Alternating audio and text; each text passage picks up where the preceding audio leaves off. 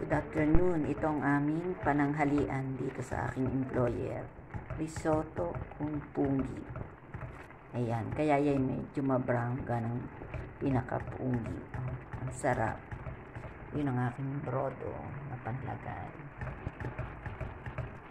Lulutuin ko kasi ng 20 minutes. Kasi para sa matandang lalaki dapat ay luto. Karga ng ngipin. Yan, ang sarap nito. Abantuan natin ng brodo. Tandahan lang ang paglalagay ng brodo. Para pagka malapit ng maluto ay hindi yung super lambot. Dapat yung medyo al dente din para mas masarap. Yan. Ito po ang ating pananghalian ngayon. Tapos dadagdagan ko ng napakaraming parmigiano. Parmesan. Yan. Yummy.